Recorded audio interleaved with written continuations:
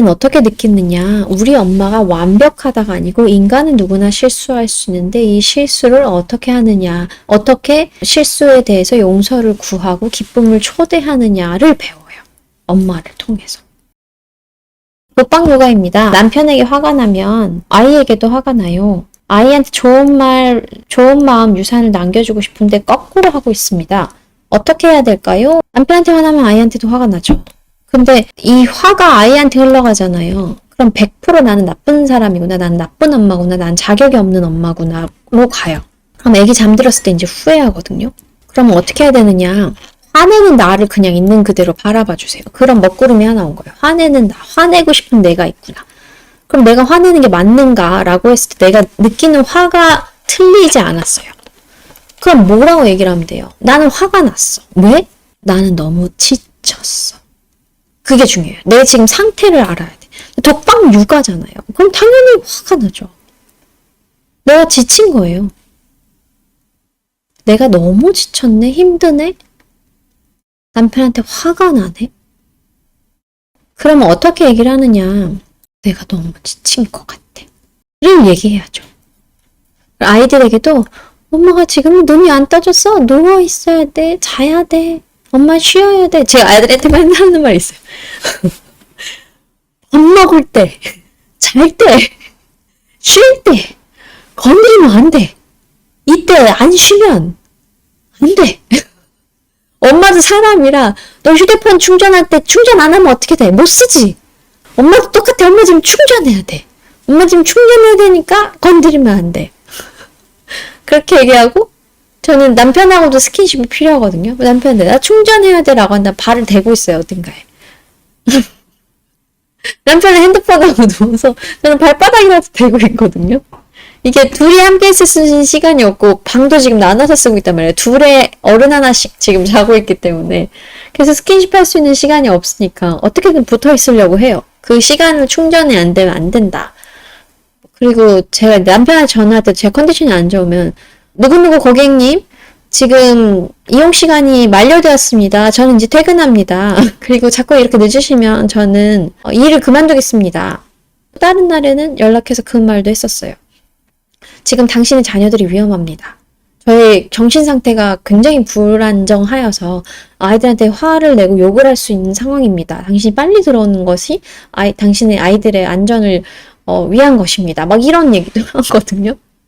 그냥 그렇게 생각하는 것만 좀 웃기잖아요. 좀 웃기는 게 좀 좋아요. 남편이 도와주지 않았으니까 힘들잖아요. 그러면 나는 무너지고 있구나를 받아들이세요. 그냥.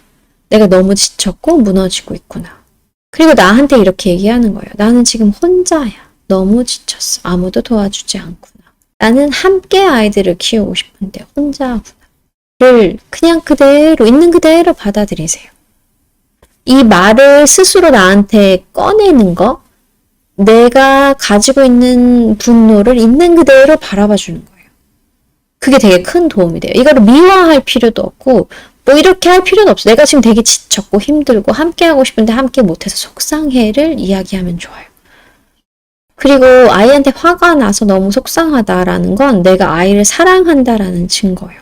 내가 아이한테 화를 내서 속상해요는 나는 아이를 너무 사랑해서 아이한테 좋은 걸 주고 싶은데 내가 좋은 걸 주지 못하고 있네? 라는 생각인 거죠. 근데 이 안에는 나는 이미 사랑을 주고 싶은 엄마구나 라는 전제가 있어요.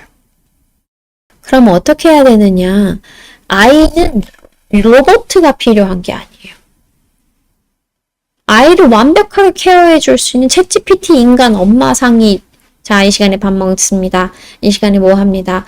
당신이 뭐 아무리 화를 내도 저는 화나지 않습니다가 원하는 게 아니에요. 완벽한 엄마를 바라는 게 아니에요. 그럼 어떤 엄마를 보고 배우느냐? 무너지는 엄마, 그 과정에서 기쁨을 초대하는 엄마, 감정을 회복하는 엄마를 보고 배워요. 저랑 남편이랑 막 싸우거든요. 근데 싸울 때 둘이 웃는 거를 아이들이 봐요. 지난번에 제 남편이 막 청소한다고 애한테 뭐라고 해가지고 제가 애한테 뭐라고 하지 마! 막 이러니까 너 자꾸 그렇게 하면 너네 아빠랑 똑같아 이렇게 얘기를 했거든요. 그때 남편이 화가 난 거예요. 그러더니 너는 그럼 너네 엄마랑 똑같아. 둘 다 화가 난 거예요. 근데 그게 너무 웃기더라고요. 그래서 우리가 받았던 상처를 주지 않으려고 노력을 하고 있으니까 그걸 좀 더 인식을 하자. 그리고 우리가 엄마 아빠한테 가졌던 그 상처를 아이들한테 물려주지 않아야 되잖아. 우린 아이들한테 사랑하는 기억, 좋은 추억을 주고 싶은 거잖아. 그러니까 나도 그런 모습을 안 가지려고 할 테니까 우리 서로 노력하자라고 하고, 셋째랑 아빠랑 이제 갈등이 있었는데 셋째한테 사과하고 안아주세요 라고 했더니 남편이 입이 이렇게 튀어나오고 이렇게 안아주고, 셋째가 또 이렇게 쓰다듬어주면 따뜻하게 되고 막 이러거든요. 아이한테 어떻게 얘기하느냐, 힘들면 힘들다고 얘기해야 돼요. 저는 얘기해요. 새벽 2시에 잠들어서 엄마가 너무 새벽에 자서 지금 메롱이고 지금 상태가 너무 좋지 않고 지금 일어나면 너네를 공격할 수 있다. 그래서 엄마가 푹 잘 수 있도록 좀 배려해주면 좋겠다라고 하고, 남편은 나는 지금 움직이지 않습니다. 이렇게 얘기하거든요.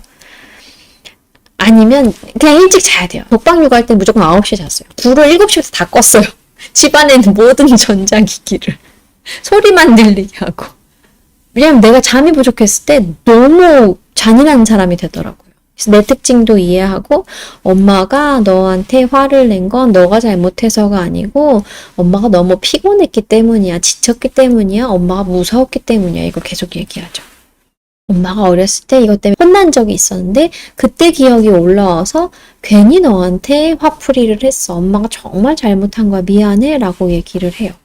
그렇게 하면 아이는 어떻게 느끼느냐. 우리 엄마가 완벽하다가 아니고 인간은 누구나 실수할 수 있는데 이 실수를 어떻게 하느냐, 어떻게 실수에 대해서 용서를 구하고 기쁨을 초대하느냐를 배워요. 엄마를 통해서. 우리는 완벽한 인간을 보여주는 게 아니고 넘어졌을 때 어떻게 일어나요. 자전거를 한 번도 넘어지지 않고 타는 법을 배우는 게 아니라 넘어지고 기울어지고 뒤로 넘어지고 뭐 난리 부르스잖아요. 자전거 하나만 해도. 자동차도 마찬가지죠. 근데 그때 이걸 어떻게 해결하느냐를 자꾸 보여줘야 돼요. 착한 척하는 엄마, 고상한 척하는 엄마가 아니고 솔직한 엄마, 진실한 엄마, 부족한 모습 그대로 내 사랑을 표현하는 엄마가 되게 중요하죠. 내가 버티는 것만으로도 이미 힘들거든요. 저는 아이 낮잠 잘 때 무조건 자야 된다.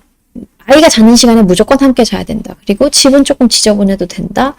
그렇게 해서 이 먹을 것만 제대로 돼 있고 그래도 훨씬 편안하거든요. 그런 방식들을 활용하셨으면 좋겠어요. 너무 완벽한 엄마가 되려고 하지 마세요. 저는 지금 집에서 제가 하는 건 요리랑 빨래만 해요. 나머지는 아무리 더러워져도 아주 편안해요. 설거지가 산처럼 쌓여 있어도 저는 편안해요. 바닥에 굉장히 뭔가가 많아도 저는 편안해요. 저는 전혀 구애받지 않거든요. 저희 남편은 바닥에 뭐가 있으면 굉장히 힘들어져요. 이적이 어머니가 아이들을 되게 잘 기르셨거든요. 그 어머니가 되게 유명한 분이시고, 근데 그 집에 놀러간 아이가 기록을 해놨는데 집이 진짜 난장판이었대요. 근데 아이들은 어질러고 막 이렇게 하는 거에 대해서 되게 당연하다고 여겼고, 집은 막 매번 깨끗해야 된다라는 그게 없으셨어요. 제가 어렸을 때 그거를 딱 보고 너무 좋다라고 생각했거든요. 저희 집도 그래서 적당히 지저분해요. 적당히 물건 많고 적당히 부셔져 있고 적당히 낙서가 있고, 아기가 있는 집이니까. 그냥 지금은 이 시간이 이게 맞아를 저는 계속 떠올려요. 지금은 이게 맞아. 아이가 셋이 있지, 독방 육아지, 지금은 내가 힘들고 지치고 어려운 게 맞아. 저희 지금 40대 이제 중반에 가잖아요. 그러니까 몸이 제가 한 번도 경험해보지 못한 몸이에요. 옛날보다 푸시업도 훨씬 못하고, 가슴은 점점 내려가고, 활력도 떨어지고, 배도 막 이렇게 껍데기가 왔다 갔다 한단 말이에요. 애를 넷이나 낳았으니까. 그런 모든 것에 대해서 그냥 지금은 이게 정상이야 를 얘기해요. 주름살이 생기고 기타 등등 제 몸의 변화를 제가 보면 알잖아요. 다른 사람에 비해서 아닌 거지 저의 옛날 모습에 비하면 저는 변화가 분명히 있거든요. 그러면 그럴 수 있지. 지금은 이게 정상이야 라고 해요. 지금은 이게 정상이에요.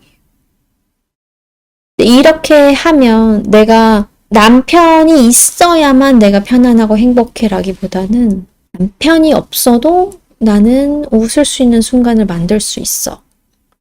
남편이 없어도 내가 할 수 있어. 라고 계속 마음을 먹잖아요.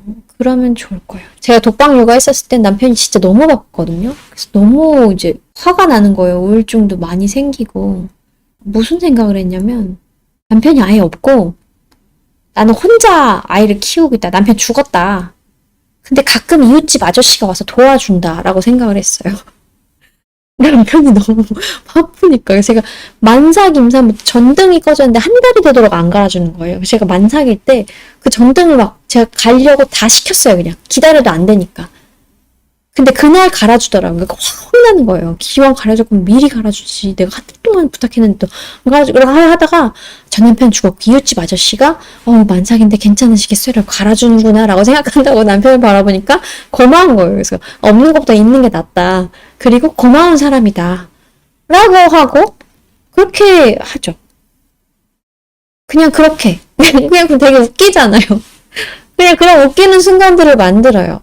내가 혼자 키울 거야! 가 아니라면. 그렇게 하면 좋아요. 나를 자꾸 웃겨줘야 돼요. 나를 자꾸 웃겨줘야 돼요. 제가 한 번은 화장실에 들어갔는데, 애 둘이 들어오고, 고양이 들어오고, 강아지 들어오고, 제가 애를 안고 있었어요, 넷째를. 그러면서 다들 거기에 있는 거예요. 저는 큰일을 봐야 되는데, 제가 그때 생각했어요. 이 세상 누가 내 똥냄새까지 이렇게 사랑해 줄까?